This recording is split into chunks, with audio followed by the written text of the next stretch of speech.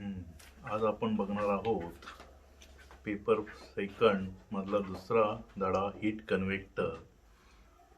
प्रस्तावनामध्ये बघा की हीट कन्व्हेक्टर म्हणजे आपण जेव्हा हीट कन्व्हेक्टर म्हणजे मानवी शरीर फार नाजूक असते. वातावरणाची उष्णता वाढली त्याला सहन होत नाही. तो थंड वातावरणात राहण्याचा प्रयत्न करतो. तसेच वातावरण जास्त थंड झाल्यास तेही सहन होत नाही. जाड कपडे व स्वेटर वापरून तो शरीरात गरम ठेवण्याचा प्रयत्न करतो. उन्हाळ्यात सर्वसाधारणपणे रूम थंड ठेवण्यासाठी कूलर किंवा एअर कंडिशन वापरतात. तसेच हिवाळ्यात रूम गरम करण्यासाठी हीट कन्व्हेक्टर वापरतात. उत्तर भारतात तर हिवाळ्यातील तापमान शून्यापेक्षा कमी होते. अशा ठिकाणी हीट कन्व्हेक्टर वापरल्याचे पर्याय नसतो. हिवाळ्यात रूममधील हवा उबदार करण्यासाठी वापरण्यात येणाऱ्या इलेक्ट्रिक उपकरणाला हीट कन्व्हेक्टर म्हणतात. थोडक्यात काय तर हिवाळ्यामध्ये ज्या ठिकाणी खूप थंडी पडते, साधारण आपल्या आपल्या महाराष्ट्रात सुद्धा नागपूर, त्यानंतर गडचिरोली, भंडारा या ठिकाणी तापमान खूपच कमी असतं. त्या ठिकाणी वातावरणामध्ये जी थंड हवा असते ती गरम करण्यासाठी म्हणजे आतमधली म्हणजे घरातली हवा गरम करण्यासाठी ज्या साधनाचा वापर केला जातो त्याला हीट कन्व्हेक्टर असे म्हणतात. प्रत्येक प्रत्येक महाराष्ट्रामध्ये साधारण पावसाळा, हिवाळा, उन्हाळा असे 3 ऋतू असतात. पावसाळ्या पावसाळ्यामध्ये थंड पडला तरी थंडी पडली तरी जाड कपडे आणि स्वेटर घालून आपण शरीर गरम करण्याचा प्रयत्न करतो. तसंच उन्हाळ्यामध्ये वातावरण थंड करण्यासाठी अनेक खसचे पडदे वगैरे वापरतो. आणि जर खूपच थंडी असेल तर ती रूम थंडी असेल तर ती रूम गरम करण्यासाठी आपण हिवाळ्यामध्ये गरम करण्यासाठी हीट कन्व्हेक्टरचा वापर केला जातो.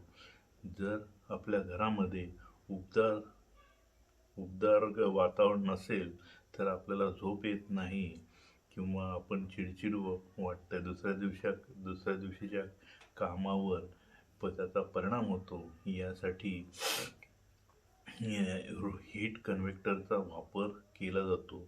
म्हणजेच हिवाळ्यात रूममधील हवा उबदार ठेवण्यासाठी, लक्षात घ्या, उबदार ठेवण्यासाठी, गरम होण्यासाठी, उबदार करण्यासाठी वापरात येणाऱ्या इलेक्ट्रिक उपकरणाला हीट कन्व्हेक्टर असे म्हणतात. म्हणजेच यामध्ये रूममधलं जी हवा आहे ती गरम करण्यासाठी म्हणजे उबदार करण्यासाठी वापर केला जातो. आता याच्यामध्ये कार्यतत्व बघा की एखादा वाहक पदार्थाला जर आपण विद्युत पुरवठा दिल्यास तो तापतो. म्हणजे त्यामध्ये जे इलेक्ट्रॉन्स आहे ते जे सैरावैरा पळत असतात ते तापतात, कारण त्याला हीट मिळते. ते तापल्यानंतर तो पदार्थ तापतो. त्यानंतर यामध्ये अधिक तापवला असता त्यामधून उष्णता बाहेर पडते.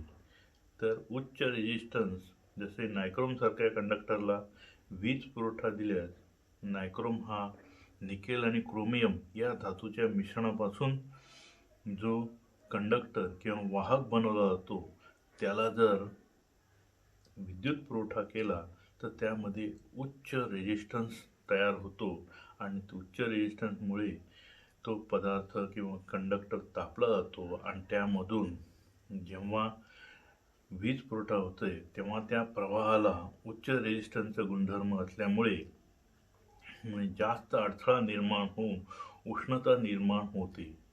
या तत्वाचा वापर हीट कन्व्हेक्टरमध्ये केला जातो. बघा परत एकदा की नायक्रोम या धातूपासून जो कंडक्टर किंवा कॉईल बनवली जाते तिचा जो रेजिस्टन्स आहे म्हणजे थोडक्यात प्रवाहाला जो विरोध होतो तो विरोध हा उच्च प्रतीचा असतो. आणि त्यामुळे जेव्हा करंट हा जेव्हा त्या तारेमधून किंवा कॉईलमधून पाठवला जातो किंवा प्रवाहित केला जातो तेव्हा त्या प्रवाहाला जास्तीत जास्त अडथळा निर्माण होतो.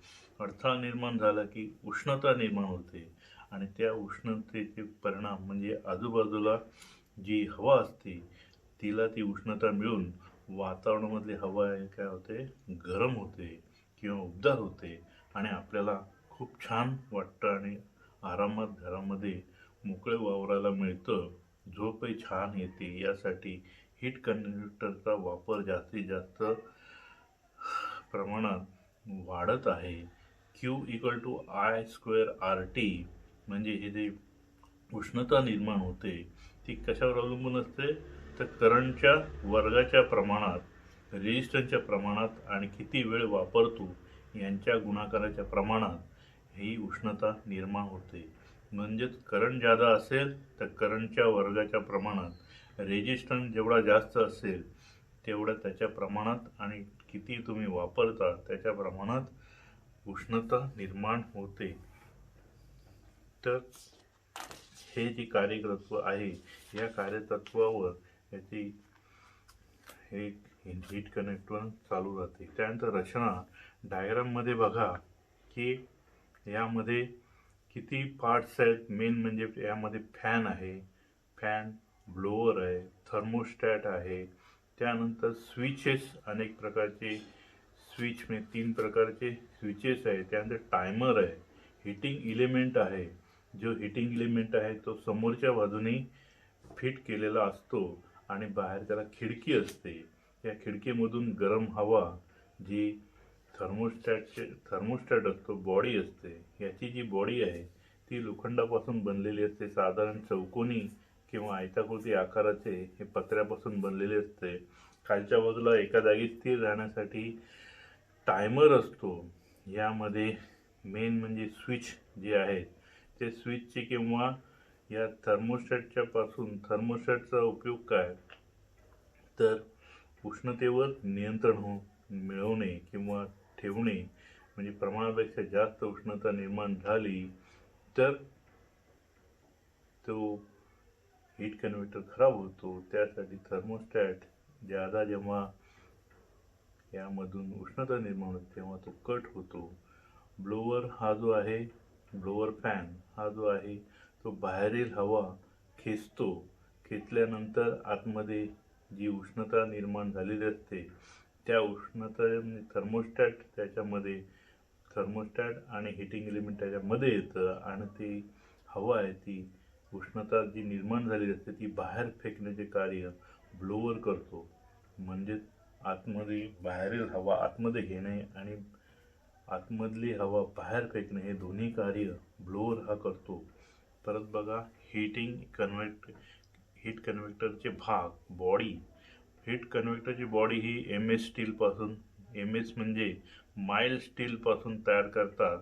ती आयताकृती किंवा चौकोनी डब्बा असतो. बॉडीला आकर्षक रंग दिलेला असतो. बॉडीमधील सर्व भागाचे संरक्षण करणे व सुशोभित दिसणे हे त्या बॉडीचे मुख्य कार्य आहे. वरच्या बाजूला शेडेड पोल मोटर बसवतात व त्याच्यावर त्यांच्या दंडगोलाकार व सेंट्रिफ्युगल फॅन बसवतात. टॉप कव्हरवर हवा खेळती राहण्यासाठी अनेक छिद्र असतात. म्हणजे टॉप कव्हर जे आहे त्यामधलं अनेक छिद्रे असतात. म्हणजे बाहेरील हवा आतमध्ये येण्यासाठी किंवा हवा खेळती राहण्यासाठी त्याचा वापर केला जातो. यामध्ये आतमध्ये शेडेड पोल मोटर आणि त्याला एक सेंट्रिफ्युगल फॅन बसवलेला असतो. तो फॅनच्या साह्याने आपली जी हवा आहे ती आतमध्ये घेतली जाते. हीटिंग एलिमेंट, बॉडीच्या खालच्या भागात उच्च रेजिस्टन्सचे 1 किंवा 2 नायक्रॉन कॉइल्स जाड ॲस्बेस्टॉस शीटला छिद्रे पाडून त्यामधून हीटिंग एलिमेंट नेलेले असते किंवा ओवलेले असते. हीटिंग एलिमेंट हे नेहमी नायक्रोम या धातूपासून बनवले जाते. नायक्रोम म्हणजे निकेल आणि क्रोमियम या 2 धातूचं मिश्रण बनवून त्यापासून कॉईल बनवली जाते आणि ती कॉईल त्याचा स्पर्श कुठे होऊ नये यासाठी ॲस्बेस्टॉस शीट्स जे उष्णता प्रतिबंधक आणि वीज प्रतिबंधक आहे त्या शीटला छिद्रे पाडून त्यामधून कॉईल ही ओवली जाते किंवा त्यामध्ये टाकली जाते. याची वॅटेज क्षमता 1000 वॅट ते 3000 वॅट असते. जेवढी वॅटेज क्षमता जास्त असेल तेवढ्या जास्त प्रमाणात उष्णता ही निर्माण होऊन वातावरण ज्यादा लवकर उबदार होते. हीटिंग एलिमेंट बॉडीच्या कोणत्याही भागाला संपर्क होणार नाही अशा पद्धतीने बसवलेले असते. बघा डायग्राममध्ये बघा की हीटिंग एलिमेंट हे बाहेरच्या बाजूला बसवलेले असते आणि ते त्याची जी रचना आहे, त्याचे जे कनेक्शन आहेत, लो मिडियम हाय स्विच जे आहे समोरच्या बाजूला, त्याच्या सहाय्याने आपल्याला उष्णता किती पाहिजे, कमी पाहिजे असेल तर लो बटन प्रेस करायचं. त्यानुसार हीटिंग एलिमेंटची टोके जोडलेली असतात. मीडियम पाहिजे असेल तर मीडियम त्याची टोकं वेगळी जोडलेली असतात आणि हाय पाहिजे असेल म्हणजे जो पहिला स्विच असतो त्याचा यामध्ये एक कॉईल जोडलेली असते. मीडियममध्ये 2 कॉईल सिरीजमध्ये जोडलेले असतात आणि हायमध्ये दोन्ही कॉईल एकमेकांना पॅरलल जोडतात आणि त्यामुळे सगळ्यात जास्त उष्णता निर्माण होऊन वातावरण लवकर आणि अधिक प्रमाणात उबदार होते. त्यानंतर थर्मोस्टॅट हीटिंग एलिमेंटच्या सिरीजमध्ये किंवा एक्सरमध्ये थर्मोस्टॅट जोडतात. यात बायो मेटॅलिक स्ट्रिपची रचना असते. बायो म्हणजे 2, मेटॅलिक म्हणजे धातूच्या पट्टीची रचना असते. ठराविक तापमानाला याची सेटिंग केलेली असते. तापमान वाढतात, प्रमाणापेक्षा जर तापमान वाढलं तर यंत्रणा काय होते, म्हणजेच दोन्हीही धातूच्या पट्ट्याची जी एकमेकांपासून विलग होण्याची क्षमता आहे ती कार्यरत होते आणि त्यामुळे विद्युत पुरवठा खंडित होतो व तापमान कमी झाल्यावर परत ह्या दोन पट्ट्या एकमेकांना स्पर्श करतात आणि परत सर्व कार्य घडून येतं. शेडेड पोल मोटर यामध्ये शेडेड पोल मोटर वापरली जाते. म्हणजेच काय तर शेडेड पोलचा का वापरली जाते तर यामध्ये फार लोड नसतो. फक्त हा सेंट्रिफ्युगल फॅन त्यावर बसवलेला असतो आणि तो फॅन फिरवण्यासाठी जादा टॉर्कची गरज नसते. त्यासाठी कमी पैशामध्ये आणि सुटसुटीत अशी शेडेड पोल मोटर यामध्ये बसवलेली असते. याच्या शाफ्टवर सेंट्रिफ्युगल फॅन बसवलेला असतो. त्यानंतर सेंट्रिफ्युगल ब्लोअर फॅन हा फॅन दंडगोलाकार असून पातळ पोलादी पत्र्यापासून तयार करतात. हीटिंग एलिमेंटपासून निर्माण झालेली उष्णता अभिसरण पद्धतीने बाहेर फेकण्यासाठी मोटारच्या शाफ्टवर बसवतात. म्हणजेच काय तर या ब्लोअर फॅनचा उपयोग ही जी उष्णता निर्माण होते ती बाहेर फेकण्यासाठी मोटारच्या शाफ्टवर हा ब्लोअर फॅन बसवलेला असतो. स्विच असेंब्ली मोटारला चालू बंद करण्यासाठी तसेच हीटिंग एलिमेंट चालू करण्यासाठी त्याच्या समोरील बाजूला स्विच असेंब्ली असते. वॉर्म स्विचने एक एलिमेंट ऑन होतो तर हॉट स्विचने दोन्ही एलिमेंट ऑन होतात. स्विच असेंब्ली चालू केल्यावर अगोदर ब्लोअर चालू होतो व मग हीटिंग एलिमेंट सुरू होते. यामुळे उष्णता शोषली जाऊन ओव्हरहीट होत नाही. त्यानंतर 7 जाळी बॉडीच्या समोरील भागात पोलादी तारेची गंज प्रतिबंधक क्रोमियमची प्लेटिंग केलेली जाळी असते. म्हणजेच काय क्रोमियमची जी प्लेटिंग आहे किंवा क्रोमियम धातूची जो थर आहे त्याच्यामुळे या बॉडीला गंज पकडत नाही आणि सुशोभितपणे ती आपल्याला दिसते. त्यानंतर स्टँड हा नरम स्टीलपासून तयार केलेला असतो. त्याला रबर स्टॉप बसवलेले असतात. भिंतीवर अडकवण्यासाठी किंवा टेबलवर ठेवण्यासाठी याचा वापर करतात. त्यानंतर पॉवर कॉर्ड 3 कोअर TRS किंवा फ्लेक्झिबल वायरचा वापर करून सप्लाय कॉर्ड तयार करतात. यामध्ये फेज, न्यूट्रल, अर्थ अशा 3 तारा असतात.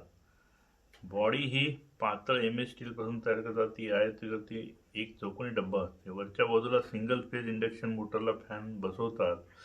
बाहेरील हवा पंख्याच्या केंद्राकडे आत घेऊन ठराविक जागेवर फेकण्यासाठी सेंट्रिफ्युगल फॅन वापरतात व त्याच्या सानिध्यात ब्लोअर फॅन असतो. तो थंड हवेचा झोत हीटिंग एलिमेंटवर फेकतो आणि निर्माण झालेली उष्णता वातावरणात कमी होऊ नये म्हणून थर्मोस्टॅट वापरतात. ती एक बायमेटॅलिक स्विच असून ठराविक तापमानावर एकमेकांपासून विलग होते. बॉडीच्या खालच्या भागात 2 हीटिंग एलिमेंट उच्च रेजिस्टन्सच्या नायक्रॉनपासून बनलेले असतात. म्हणजेच कॉईल असतात. 50 watt, 200 watt, 500 watt, 1000 watt, 1500 watt रेटिंगचे हीटिंग एलिमेंट असते. हीटिंग एलिमेंटचा सप्लाय 3 वे स्विच मार्फत देतात. समोरच्या भागात तापमान नियंत्रक मंडळ टायमरला जोडलेले असते. यामध्ये दुसरी एक सोय केलेली असते की टायमर, की आपण जर रात्रभर आपण जर चालू ठेवायचं म्हटलं तर ठराविक पिरियड नंतर सकाळी थंडी वाजायला लागते. त्यामुळे त्यावेळी हीट कनेक्टरची गरज नसते. जर टायमरसाठी सकाळी 2 पर्यंत 4 तास 5 तासासाठी जर टायमर फिक्स केला तर आपोआप तो काय होतो, विद्युत पुरवठा खंडित करतो आणि आपलं बिल हे वाचतो. कार्यरचना बघा की 1 किलोवॅटचे हिटिंग एलिमेंट सर्किट डायग्राममध्ये बघा, हिटिंग एलिमेंट 1, हिटिंग एलिमेंट 2, त्यानंतर ब्लोअर फॅन आहे, मोटर आहे आणि 3 वे स्विच आहे. तर यामध्ये 1 kWचे हिटिंग एलिमेंट 3 स्विचला जोडतात, तसेच 3 वे स्विचला ब्लोअर फॅन जोडतात. सप्लाय कॉर्ड AC पुरवठा पिनला जोडून चालू केल्यास हिटिंग एलिमेंटमध्ये विद्युत प्रवाह वाहतो. हा नायक्रॉनचा उच्च रेजिस्टन्स हिटिंग एलिमेंट असल्याने तो वाहणाऱ्या प्रवाहास विरोध करतो व विद्युत ऊर्जेचे रूपांतर उष्णता ऊर्जेत होते. तसेच हा सप्लाय हीटरच्या वरच्या भागात असलेल्या ब्लोअर फॅनला सप्लाय मिळतो. फॅन फिरल्याने निर्माण होणारी हवेची फट हिटिंग एलिमेंट यावर आदळते व गरम हवा हीटरच्या बाहेर पडते. रूममधील उष्णतेने तापमान वाढते. तसेच रूममधील अन्न व कपडे वाळतात.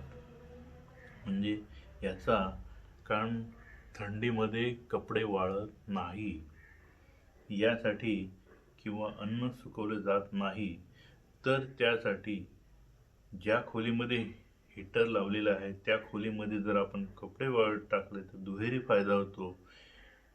रूममधील जी हवा आहे ती उबदार झाल्यामुळे किंवा त्याचं तापमान वाढल्यामुळे कपडेसुद्धा सुकतात आणि दुसऱ्या दिवशी आपल्याला घालता येते.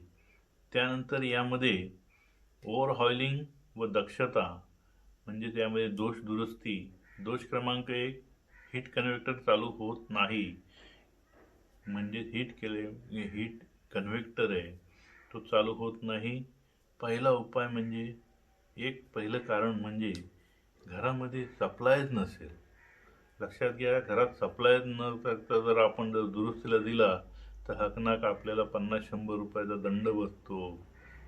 तर स्विच चालू आहे की नाही हे तपासा व दोष दुरुस्त करा व फ्यूज उडालेला असेल तर फ्यूज तार बदला. म्हणजे पहिले सप्लाय आहे की नाही याची खात्री करा. त्यानंतर स्विच खराब आहे का सिरीज टेस्ट लॅम्पच्या सहाय्याने तपासा. त्यानंतर फ्यूज उडाला असेल म्हणजे फ्यूज गेला असेल, तुटला असेल, ओव्हरलोडमुळे वितळला असेल तर फ्यूज तार बदलावे. हिटिंग एलिमेंट सिरीज टेस्ट लॅम्पच्या सहाय्याने तपासावी. जर ती ओपन असेल तर ज्या ठिकाणी ओपन असेल तिथली वायर आपण सोल्डरिंगने जोडू शकतो किंवा जर करता येत नसेल तर हिटिंग एलिमेंट नवीन टाकावी. पण पहिले काय बघायचं, घरामध्ये सप्लाय आहे की नाही, मग बाकीचं आहे. सप्लाय नसेल तर हीट कन्व्हर्टर कधीही चालू होणार नाही. त्यासाठी वीज आहे की नाही याची तपासणी करणे गरजेचं आहे. त्यानंतर स्विच काही दिवस किंवा महिने वर्ष वापरल्यानंतर स्विच काय होतात, त्याची कॅपॅसिटी संपते. ते कुठेतरी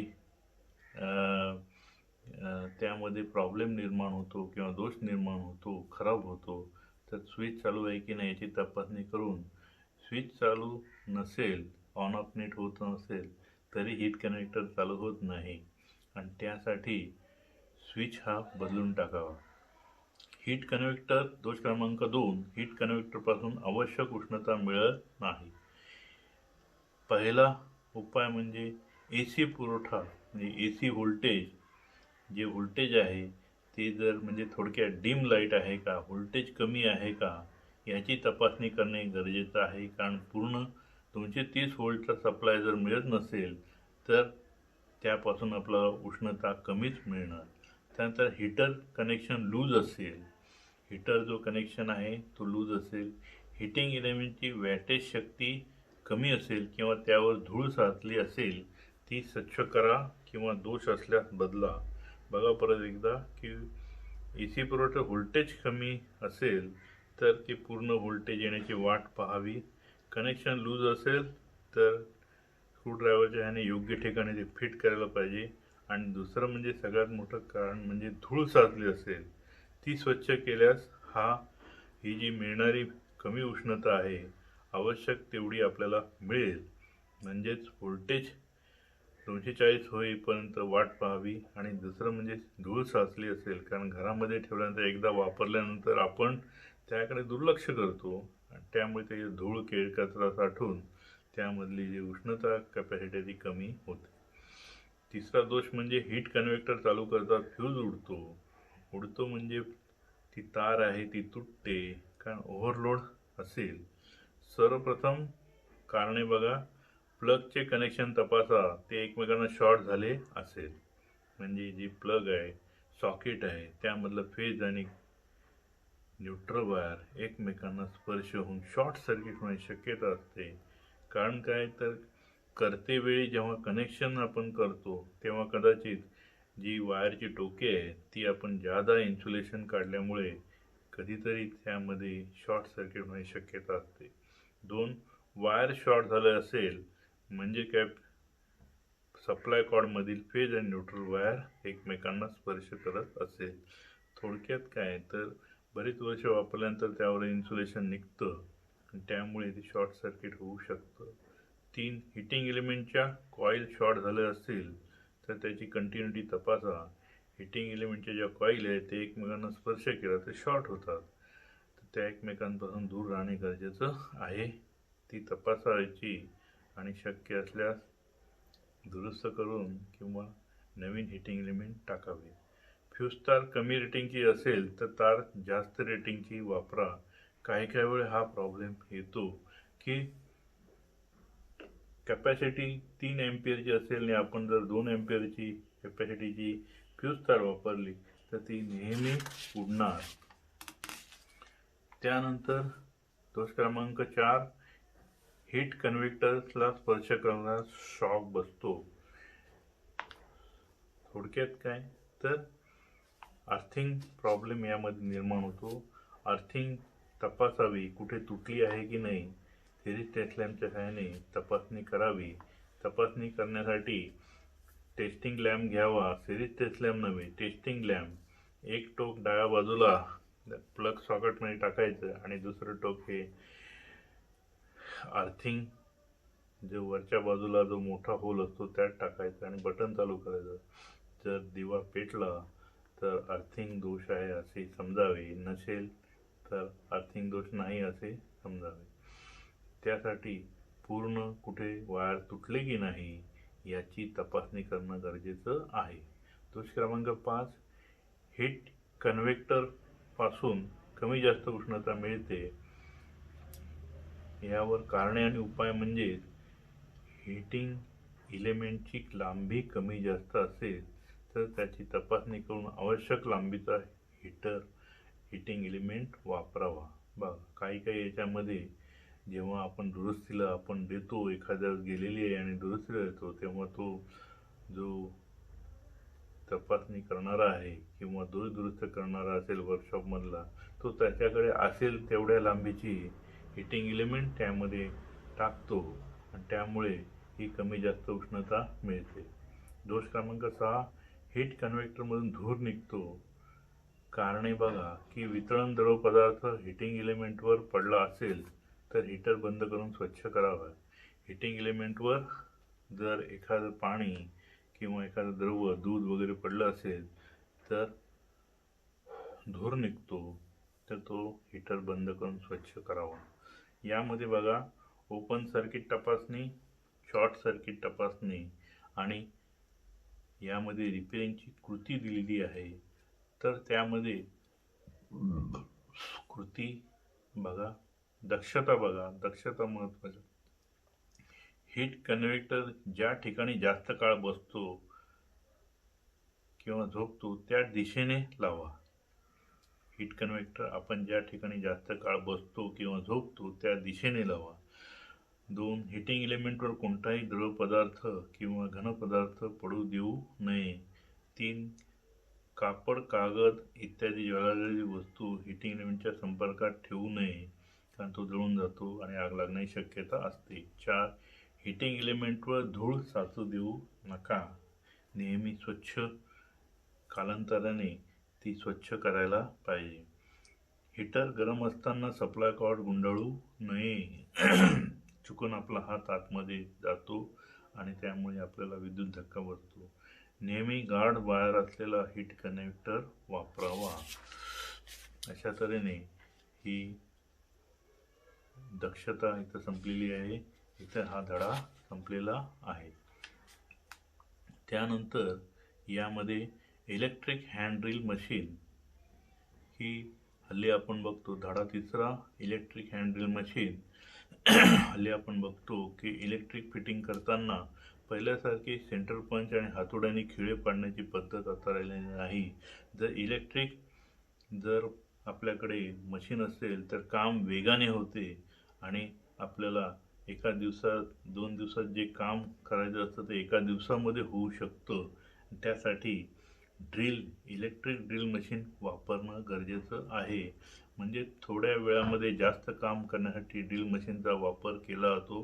काम अगदी परफेक्ट होतं. कुठेही कचरा किंवा आदळआपट होत नाही आणि काम लवकर होत असल्यामुळे आपल्यालाही बरं वाटतं. त्यासाठी इलेक्ट्रिक हँड ड्रिल मशीनचा वापर केला जातो. तर इलेक्ट्रिक हँड मशीन ही फिटिंग टूल असून त्याला कटिंग टूल जोडलेले असते. म्हणजे थोडक्यात बीट जोडलेले असते. धातूवर किंवा लाकडावर किंवा भिंतीवर होल पाडण्यासाठी वेगवेगळ्या व्यासाची, वेगवेगळ्या आकाराची, वेगवेगळ्या धातूच्या बनलेल्या टूलचा वापर केला जातो. ड्रिलिंग मशीन हे आता इलेक्ट्रिशियनसाठी अत्यावश्यक हत्यार झालं असून की यामध्ये लहान आकाराचे छिद्र जादा वेगाने पाडण्यासाठी याचा उपयोग केला जातो. इलेक्ट्रिकल टेक्निशियन कोणत्याही प्रकारची वायरिंग जसे cleat wiring, wooden casing, capping wiring, CTS wiring, lead sheathed wiring, conduit wiring करताना भिंतीवर आवश्यक व्यासाचे व आवश्यक खोलीचे छिद्र पाडावे लागते. यासाठी ड्रिल मशीनचा वापर करतात. तर याची रचना बघा की डायग्राममध्ये बघा की तुम्ही स्वतः डायग्राम काढा, कारण ही कदाचित परीक्षेला येऊ शकते. यामध्ये एक दिले ती स्पिंडल, 2 चक, 3 ड्रिलिंग टूल्स म्हणजेच बीट, 4 कंट्रोल म्हणजे स्विच आणि फील्ड वाइंडिंग 5 आणि 6 केबल आणि मध्ये जो आहे तो रोटर, जो फिरणारा भाग आहे तो रोटर. त्या फिरणाऱ्या भागाच्या पाठीमागे शाफ्टला पंखा जोडलेला असतो आणि या पंख्यामुळे जेव्हा ड्रिल मशीन आपण सतत चालवतो तेव्हा वाइंडिंगचं तापमान कमी राखण्यासाठी यामध्ये बाहेरील हवा आतमध्ये या वाइंडिंगवर टाकण्याचं काम हा फॅन करतो. त्यानंतर रोटरचा जो शाफ्ट आहे त्याला स्पिंडल जोडलेला असतो. स्पिंडल म्हणजे एक प्रकारचा गिअर असतो. त्यानंतर 2 चक आणि तिसरं काय तर बीट. हातामध्ये कंट्रोलिंग स्विच असतो ऑन ऑफ करण्यासाठी आणि दुसरं म्हणजे आपल्याला कंटिन्युअस वापर करण्यासाठी एक प्रकारची एक सोय दिलेली असते. ते एक बटन असतं, ते प्रेस केलं की ड्रिल मशीन कंटिन्युअस चालू राहण्यासाठी त्यामध्ये ती व्यवस्था केलेली असते. बंद चालू न करता काम केलं जातं. 6 म्हणजे केबल, सप्लाय कॉर्ड. तर यामध्ये स्पिंडल जो ड्रिल बीटला धरून ठेवतो व त्याला वेगाने फिरवून जॉब किंवा भिंतीवर प्रहार करतो, ज्यामुळे ड्रिल बीटच्या व्यासाचे छिद्र त्यावर पडते. वर्क टेबल जो जॉबला आवश्यक दिशेत धरून ठेवतो. कार्यतत्व: ड्रिल मशीन हे विद्युत ऊर्जेचे रूपांतर यांत्रिक ऊर्जेमध्ये करते. लक्षात घ्या की ड्रिल मशीन हे विद्युत ऊर्जेचे रूपांतर यांत्रिक ऊर्जेत करतो. एखादा जॉबवर त्यापेक्षा कठीण धारदार धातूने सातत्याने आघात केल्यास त्या जॉबमध्ये छिद्र पडतात. म्हणजेच हा जे कार्यतत्व आहे, एखाद्या जॉबवर त्यापेक्षा कठीण धारदार वस्तूने म्हणजे बीटने सातत्याने आघात केल्यास त्या जॉबमध्ये किंवा भिंतीवर, पत्र्यावर किंवा लाकडावर छिद्रे पडतात, सहज पडतात. आणि तर त्यामध्ये जो निर्माण होणारा भुसा आहे तो बाहेर यामध्ये पडतो, तो अडकून राहत नाही. म्हणून या ड्रिल मशीनचे कार्य किंवा याचा उपयोग वाढत आहे. ड्रिल मशीनचे प्रकार: पोर्टेबल आणि संवेदनशील ड्रिल मशीन. पोर्टेबल म्हणजे आपण जो हाताने जे हाताळू शकतो त्याला पोर्टेबल म्हणतात. एका ठिकाणून दुसऱ्या ठिकाणी आपण नेऊ शकतो. त्यानंतर संवेदनशील ड्रिल मशीन जी एका ठिकाणी फिट केलेली असते. तर ड्रिल मशीनचे प्रकार: अनेक प्रकारचे ड्रिल मशीन बाजारात उपलब्ध असतात. साधारण ड्रिल मशीनपासून जास्त गुंतागुंतीचे ऑटोमॅटिक ड्रिल मशीन असतात. काही ड्रिल मशीन अंकीय नियंत्रित मशीन असतात. एक पोर्टेबल ड्रिल मशीन. हे मशीन आकाराने लहान असून संक्षिप्त असते म्हणजे कॉम्पॅक्ट असते. ही मशीन 12.5 मिलीमीटर व्यासाचे गोलाकार छिद्रे पाडू शकते. लहान इलेक्ट्रिक मोटरवर ड्रिल मशीन वेगाने फिरते. कोणत्याही अवस्थेतील जॉबमध्ये छिद्र पाडण्यासाठी या मशीनचा वापर केला जातो. कुठल्याही दिशेने कुठल्याही परिस्थितीत जॉबवर होल पाडण्यासाठी पाहिजे त्या व्यासाचं आणि पाहिजे त्या खोलीचं छिद्र पाडण्यासाठी या पोर्टेबल ड्रिल मशीनचा वापर केला जातो. संवेदनशील ड्रिल मशीन. ही मशीन वजनाने जड हलकी असून ती वेगाने फिरते. नाजूक जॉब जसे काच, थर्माकोलमध्ये आवश्यक व्यासाचे छिद्र पाडण्यासाठी या मशीनचा वापर केला जातो. ही मशीन 1.5 ते 15.5 मिलीमीटर व्यासाचे ड्रिल बीटला 20,000 फेरी पर मिनिट या वेगाने फिरवते. थोडक्यात इथे युनिव्हर्सल मोटर म्हणजे AC सिरीज मोटर वापरली, DC सिरीज मोटर वापरली जाते. ड्रिल मशीनचे तपशील. ड्रिल मशीनला पूर्णपणे खालील घटकाद्वारे व्यक्त करतात: टेबलचा व्यास, स्पिंडलच्या उपलब्ध असलेल्या गती, स्पिंडलच्या जादाचा वेग, पॉवर इनपुट, मशीनचे एकूण वजन, मशीनसाठी लागणारी एकूण जागा आणि ड्रिल बीटच्या एकूण मास टेपर. मशीनचे बघा डायग्राममध्ये मशीनचे भाग आणि त्याचे कार्य. हँडल. हँडलचं कार्य धरून ठेवण्यासाठी. ड्रिल पाडताना आपल्या हातामध्ये हँडल पकडण्यासाठी किंवा ड्रिल मशीन पकडण्यासाठी या हँडलची रचना केलेली असते. ती धरायला सोपी आणि अलगद आपण पकडू शकतो. तिचे पूर्ण वजन मध्यभागी हँडलवर असते. त्यामुळे पूर्ण वरचा भाग हा तोलला जातो. त्यानंतर 2 स्विच. सप्लाय चालू बंद करण्यासाठी स्विचचा वापर करतात. स्विच नेहमी हँडलवर असतो. आपल्या बोटाच्या सहाय्याने चालू बंद करता येण्यासाठी सहजपणे करण्यासाठी या स्विचचा वापर केला जातो. 3 बॉडी. ड्रिल मशीनची बॉडी पातळ ॲल्युमिनियम अलॉय कास्टिंगपासून करतात. या पूर्ण मशीनला सुरक्षित ठेवतो. म्हणजे इलेक्ट्रिक भाग आहे त्याचं संरक्षण करण्यासाठी या ड्रिल मशीनच्या बॉडीचा वापर केला जातो. ही जी बॉडी आहे ती पातळ ॲल्युमिनियम किंवा कास्ट आयर्नपासून बनवली जाते. त्यानंतर मोटर. ड्रिल मशीनचा मुख्य भाग मोटर असून बॉडीच्या मध्यभागी फिट करतात. आर्मेचर, स्टेटर, फील्ड वाइंडिंग, कॉम्युटेटर बेसची युनिव्हर्सल मोटर वापरतात. म्हणजे युनिव्हर्सल मोटरचा वापर का करतात तर वेगामध्ये बीट फिरण्यासाठी याचा वापर केला जातो. फॅन. ड्रिल मशीनचा वापर होताना आर्मेचर तापले जाते. आर्मेचरला थंड करण्यासाठी फॅनचा वापर करतात. मोटरमध्ये फॅनची व्यवस्था केलेली असते. बाहेरील थंड हवा यामध्ये किंवा आतील गरम हवा बाहेर टाकण्यासाठी याचा वापर केला जातो. त्यानंतर 6 बेअरिंग. साधारणपणे बेअरिंग जाड कार्बन स्टीलपासून तयार करतात. लक्षात घ्या, पेपरामध्ये कदाचित येईल. रिकाम्या जागामध्ये बेअरिंग कशापासून बनवतात, कुठल्या धातूपासून बनवतात तर जाड कार्बन स्टीलपासून तयार करतात. शाफ्टला मोटर भागात फ्री फिरण्यासाठी याचा उपयोग होतो. बेअरिंग शाफ्टवर माउंट करतात. दोन्ही बाजूला 2 बेअरिंग वापरतात. त्यामुळे शाफ्ट हा अगदी फ्रीली फिरतो.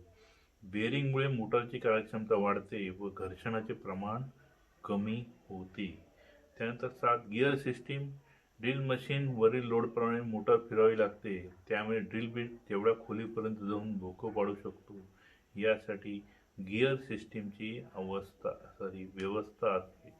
कार्य बघा, रचना झाली. कार्य बघा की सप्लाय चालू केल्यावर मोटार फिरते, म्हणजेच विद्युत ऊर्जेचे रूपांतर यांत्रिकी ऊर्जेमध्ये करण्याचे कार्य ही मशीन करते, drill machine.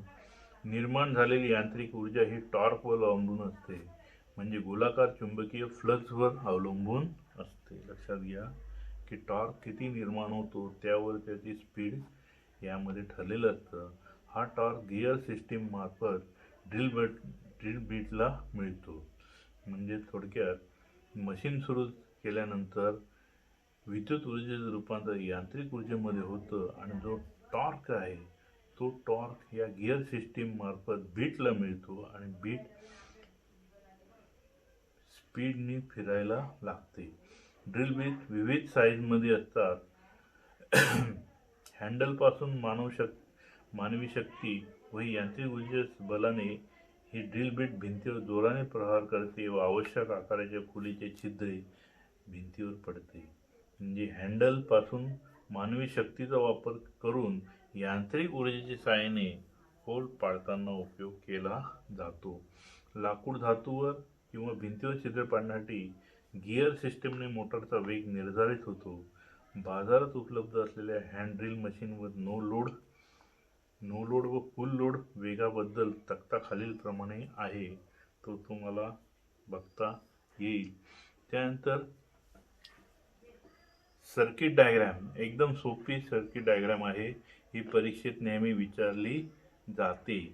Field winding, armature winding म्हणजे युनिव्हर्सल मोटार म्हणजे DC सिरीज मोटारचा या ड्रिल मशीनमध्ये वापर केला जातो, कारण वेग हा महत्त्वाचा आहे. यामध्ये वेग हा 20,000 एका मिनिटाला फेरी यामध्ये याचा वेग असतो. मशीन फिरण्याची दिशा ही आपण मशीन फिरण्याची दिशा बदलण्यासाठी यामध्ये आर्मेचरचे कनेक्शन उलटे केले की आपण मशीनची फिरण्याची दिशा बदलू शकतो. दक्षता, ट्रबल शूटिंग आणि दक्षता म्हणजे ड्रिल मशीन वापरताना कोणती दक्षता घ्यावी, तर यामध्ये इलेक्ट्रिक टेक्निशियनसाठी वापरणारे जास्त धोक्याचे उपकरण हे ड्रिल मशीन आहे. एक म्हणजे आपल्या हातात जॉब धरून कधीही छिद्र पाडू नये. डाव्या हातामध्ये जॉब धरायचा आणि उजव्या हाताने छिद्र पाडण्याचा प्रयत्न कधीही करू नये. 2. ड्रिल मशीन कार्यरत असताना यात आवश्यक ॲडजस्टमेंट करू नये. ड्रिल मशीन बंद करावी व जे काय आपल्याला करायचं असेल त्याची ॲडजस्टमेंट करावी, चालू असताना कधीही करू नये. 3. फिरणाऱ्या टूलपासून आपल्या शरीराचा भाग आणि आपले मोकळे केस त्यापासून लांब ठेवावेत. त्याचा जर संपर्क आला, डेंजर म्हणजे केस हे गुंडाळले जाऊन कधी कधी माणसाला इजा होते, त्यामुळे मोकळे केस याच्या संपर्कात येणार नाही याची काळजी घेतली पाहिजे. 4. ड्रिल मशीन चालू करण्याच्या अगोदर ड्रिल बीट सरळ रेषेत फिरत आहे की नाही किंवा स्वतःभोवती फिरत आहे की नाही याची खात्री करावी, नाहीतर थरथर वाढतं आणि खटखट आवाज येऊन मोटरच्या कार्यक्षमतेवर परिणाम होतो. 5. ड्रिलिंग टेबलवरती कोणतेही टूल्स किंवा उपकरण ठेवू नये. ड्रिलिंग टेबलवर ठेवताना थरथर होतो, म्हणजे मौल्यवान वस्तू जर ठेवल्या आपण चुकून तर त्या खाली पडतात, फुटतात, त्याचा नाश होतो. त्यासाठी टूल वापरताना उपकरणं या टूल्सवर किंवा ड्रिलिंग टेबलवर ठेवू नये. 6. ड्रिल मशीनचे कार्य होताना सर्व चक, चावी व पाने बाजूला काढावी. ड्रिल मशीन कार्य होताना सर्व चक, चावी व पाने बाजूला काढावी. चक, चावी आणि पाने, हत्यारं कुठलेही त्या टेबलावर ठेवू नये. 7. किंवा त्याला जोडलेले असू नये. ड्रिल मशीनवर कार्य करणारा व्यक्ती नेहमी चष्मा घालून मग छिद्रे पाडावे. शक्यतो आपल्या डोळ्याची फार काळजी घ्यायला लागतात, कारण ड्रिल होत असताना जर लोखंडाचा एखादा कण वगैरे डोळ्यात गेला तर खूप महागात पडते, खूप त्रास होतो. 8. जॉबमधून पडणारा चुरा हाताने जमा करू नये यासाठी ब्रश वापरावे. लोखंडाचा असेल तर आपल्या हाताला इजा होऊ शकते, जखम होऊ शकते, यासाठी ब्रशने चुरा जमा करावा. 9. ड्रिल मशीनचा वापर करताना त्याला मागच्या बाजूने दाब देताना एका रेषेत द्यावे, अर्थात सरळ रेषेत ड्रिल मशीन धरून त्याला कार्य करावे, अन्यथा बीट तुटण्याची दाट शक्यता असते. ही झाली दक्षता, महत्त्वाची आहे. परीक्षेला जाण्यापूर्वी ही वाचणं गरजेचं आहे. त्यानंतर ट्रबल शूटिंग म्हणजे दोष दुरुस्ती. दोष क्रमांक मशीनमध्ये 1. आवश्यकतेपेक्षा मोठ्या व्यासाचे छिद्र जॉबमध्ये पडतो. बघा, जे आपल्याला पाहिजे त्या व्यासाचे जर बीट वापरलं नाही तर जो वापरतो त्याच प्रमाणात त्याचं छिद्र हे पडतं. त्यासाठी ड्रिल बीट आपल्याला ज्या मापाचं पाहिजे असेल त्या मापाचा निवडावा लागतो. 2. ड्रिल बीटला क्रॉसमध्ये धरून छिद्रे पाडू नये.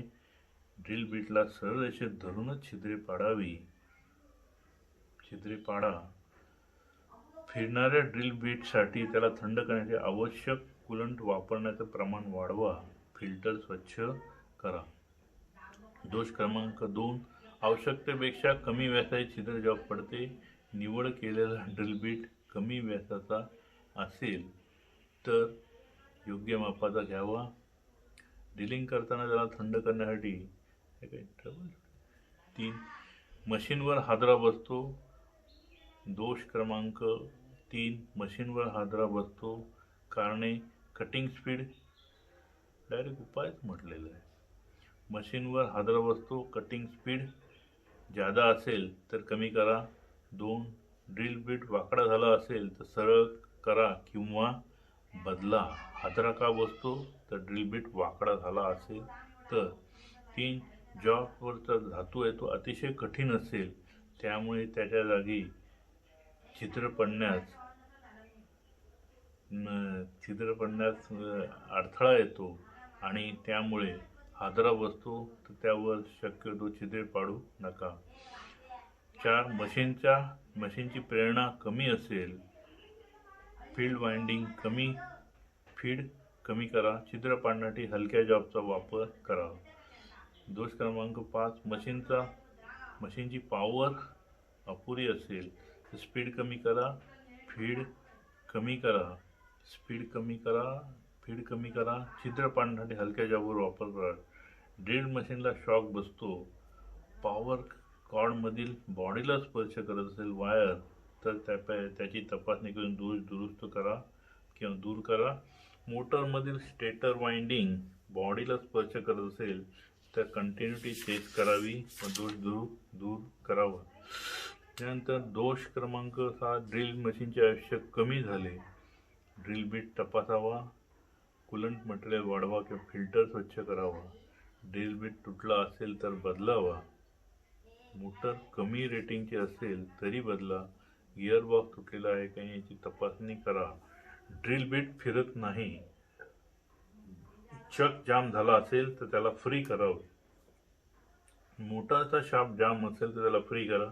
मोटरचा रोटर जाम झाला असेल तर फ्री करा. पॉवर कट दोषी असेल तर तपासा आणि बदला. त्यानंतर यामध्ये ड्रिल मशीनची रिपेरिंग. पहिले खोलणी, मशीनवरील सर्व स्क्रू लूज करून काढा. बॉडी कव्हर काढा. क्रमाने सर्व घटक काढा. Spring, forward, reverse, push button, hammer, कार्य करणारा switch button, chuck, gear assembly, helical gear, heat sink assembly, armature व स्टेटर हे सर्व घटक क्रमाक्रमाने काढून एका पाठोपाठ ठेवा, म्हणजे परत असेंब्ली करताना चूक होत नाही. खराब झालेल्या भागाचे निरीक्षण करा. आवश्यक असेल तर दुरुस्ती करा किंवा नवीन भाग टाका. लूज इलेक्ट्रिक कनेक्शन तपासा. जिथे आवश्यक आहे तिथे टाईट करा, फिट करा. ग्रीसचा रंग जर काळा झाला असेल तर ताबडतोब ग्रीस हा बदला. बेरिंगमधले ग्रीस हा बदलायला पाहिजे. फॅनला ब्रशने स्वच्छ करा. मोटरच्या स्टेटर रोटरमध्ये धूळ ब्रशने काळजीपूर्वक स्वच्छ करा. काळजीपूर्वक का तर रोटर आणि स्टेटरमधील जी वाइंडिंग असते ती तुटता कामा नये. बेअरिंग खोलावी व फ्री आहे की नाही याची तपासणी करावी. कालांतराने त्यामधलं ग्रीस सुकून जातं, त्यानंतर त्या आतमधले बॉल बेअरिंग घासतात. त्यासाठी बेअरिंग ही शक्यतो नवीन टाकावी. गिअर स्वच्छ करण्यासाठी घडी घातलेला पेपर घेऊन त्याच्या दातामधील ग्रीस काढावी. गिअरमधले जी दाते आहे त्यामध्ये ग्रीस असतात ते काढावे, स्वच्छ करावे. स्वच्छ कपड्यावरून मशीनचा आतील सर्व भाग स्वच्छ करावा. 12. काच स्वच्छ करणारा द्रवपदार्थ कपड्यावर टाकून मशीनचा आतील भाग स्वच्छ करावा. 13.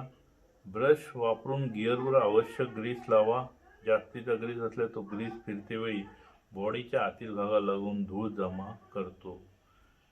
14. गिअर असेंब्ली शॉफ्टच्या चक्रवर्ती मशीन ऑइल लावा. 15. सर्व भाग परत असेंबल करा. स्टेटरला एका हातात धरून दुसऱ्या हाताने फिरवा. तो फ्री झाला आहे की नाही कळते. नसेल तर तो फ्री होईपर्यंत त्यामध्ये अनेक जे भाग आहे त्याची स्वच्छता करून तपासा. 17. सर्व स्क्रू त्याच्या जागी लावून टाईट करा. आता पॉवर कॉर्ड प्लग करून पुरवठा चालू करा. मशीनला 30 सेकंदापर्यंत कमी वेगाने फिरवा, ज्यामुळे जास्तीचा ग्रीस गिअरपासून बाहेर पडतो आणि त्यानंतर मोटरही त्याच्या स्पीडने फिरते. अशा तऱ्हेने इलेक्ट्रिक हँडल मशीन हा धडा संपलेला आहे. 2 झाले.